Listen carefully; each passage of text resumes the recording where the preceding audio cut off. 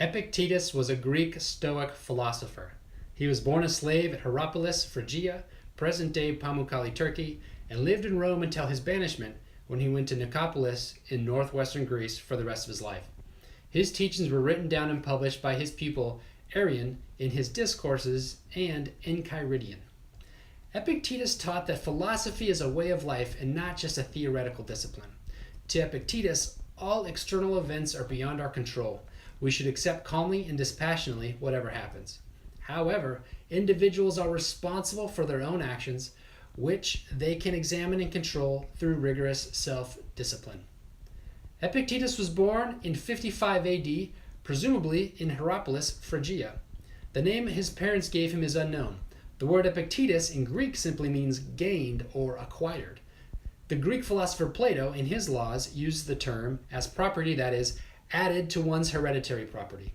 He spent his youth as a slave in Rome to epaph-rah-ditus, a wealthy freedman and secretary to Nero. Early in life, Epictetus acquired a passion for philosophy, and with the permission of his wealthy owner, he studied Stoic philosophy under Musonius Rufus, which allowed him to rise in respectability as he grew more educated. Somehow, he became crippled. Origen stated that his leg was deliberately broken by his master. Simplicius stated that he had been lame from childhood. Epictetus obtained his freedom sometime after the death of Nero in 68 AD, and he began to teach philosophy in Rome. About 93 AD, Emperor Domitian banished all philosophers from the city, and Epictetus went to Nicopolis in Epirus, Greece, where he founded a philosophical school.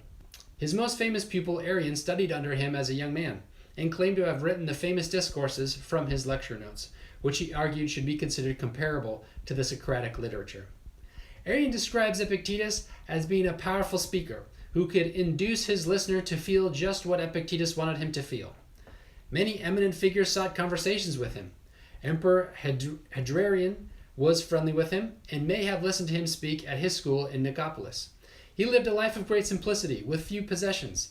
He lived alone for a long time, but in his old age he adopted a friend's child who otherwise would have been left to die and raised him with the aid of a woman. It is unclear whether Epictetus and she were married. He died sometime around 135 AD. No writings of Epictetus are known. His discourses were transcribed and compiled by his pupil Arrian. The main work is the Discourses, 4 books of which have been preserved out of the original 8. Arrian also compiled a popular digest entitled Enchiridion, or Handbook. In a preface to the Discourses that is addressed to Lucius Gellius, Arrian states that, whatever I heard him say, I used to write down word for word as best I could, endeavoring to preserve it as a memorial for my own future use of this way of thinking and the frankness of his speech. Epictetus maintains that the foundation of all philosophy is self-knowledge. That is, the conviction of our ignorance and gullibility ought to be the first subject of our study. Logic provides valid reasoning and certainty in judgment, but it is subordinate to practical needs. The first and most necessary part of philosophy concerns the application of doctrine, for example, that people should not lie. The second concerns reasons, why people should not lie, while the third, lastly, examines and establishes the reasons. This is the logical part, which finds reasons, shows what is a reason, and that a given reason is a correct one. This last part is necessary, but only on account of the second, which again is rendered necessary by the first. Both the Discourses and the Enchiridion begin by distinguishing between those things in our power and those things not in our power. That alone is in our power, which is our own work, and in this class are our opinions, impulses, desires, and aversions. What, on the contrary, is not in our power are our bodies, possessions, glory, and power. Any delusion on this point leads to the greatest errors, misfortunes, and troubles, and to the slavery of the soul. We have no power over external things, and the good that ought to be the object of our earnest pursuit is to be found only within ourselves. The determination between what is good and what is not good is made by the capacity for choice. This choice allows us to act and gives us the kind of freedom that only rational animals have. It is determined by our reason, which, of all our faculties, sees and tests itself and everything else. It is the correct use of the impressions that bombard the mind that is in our power.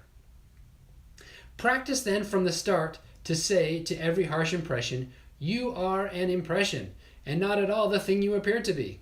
Then examine it and test it by these rules you have, and firstly and chiefly by this, whether the impression has to do with the things that are up to us or those that are not. And if it has to do with the things that are not up to us, be ready to reply, "It is nothing to me." We will not be troubled at any loss, but will say to ourselves on such an occasion, "I have lost nothing that belongs to me. It was not something of mine that was torn from me, but something that was not in my power has left me." Nothing beyond the use of our opinion is properly ours. Every possession rests on opinion. What is to cry and to weep? An opinion. What is misfortune, or a quarrel, or a complaint? All these things are opinions founded on the delusion that what is not subject to our choice can be either good or evil, which it cannot. By rejecting these opinions and seeking good and evil in the power of choice alone, we may confidently achieve peace of mind in every condition of life. Reason alone is good, the irrational is evil, and the irrational is intolerable to the rational. The good person should labor chiefly on their own reason to perfect this in our power. To repel evil opinions by the good is the noble contest in which humans should engage. It is not an easy task, but it promises true freedom, peace of mind, and the divine command over the emotions. We should especially be on our guard against the opinion of pleasure, because its apparent sweetness and charms. The first object of philosophy, therefore, is to purify the mind. Epictetus teaches that the preconceptions of good and evil are common to all. Good alone is profitable and to be desired. Evil is hurtful and to be avoided. Different opinions arise only from the application of these preconceptions to particular cases, and it is then that the darkness of ignorance, which blindly maintains the correctness of its own opinion, must be dispelled. People entertain different and conflicting opinions of good, and in their judgment of a particular good, people frequently contradict themselves. Philosophy should provide a standard for good and evil. This process is greatly facilitated because the mind and the works of the mind are alone in our power, whereas all external things that aid life are beyond our control. The essence of divinity is goodness. We have all good that can be given to us. The deities, too, gave us the soul and reason, which is not measured by breadth or depth, but by knowledge and sentiments, and by which we attain to greatness and may equal even with the deities. We should therefore cultivate the mind with special care. If we wish for nothing but what God wills, we shall be truly free, and all will come to pass with us according to our desire, and we shall be as little subject to restraint as Zeus himself. Each individual is connected with the rest of the world, and the universe is fashioned for universal harmony. Wise people, therefore, will pursue not merely their own will, but also will be subject to the rightful order of the world. We should conduct ourselves through life fulfilling all our duties as children, siblings, parents, and citizens. For our country or friends, we ought to be ready to undergo or perform the greatest difficulties.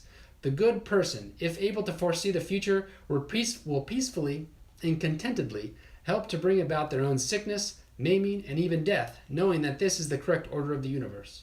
We have all a certain part to play in the world, and we have done enough when we have performed what our nature allows.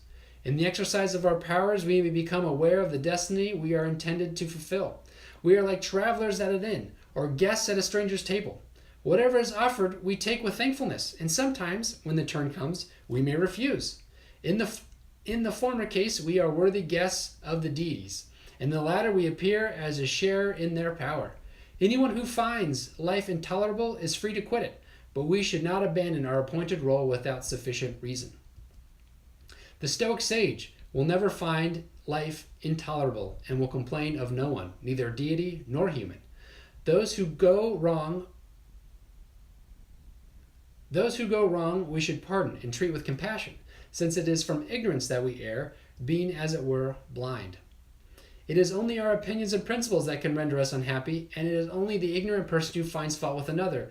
Every desire degrades us and renders us slaves of what we desire. We ought not to forget the transitory character of all external advantages, even in the midst of our enjoyment of them, but always to bear in mind that they are not our own, and that therefore they do not properly belong to us.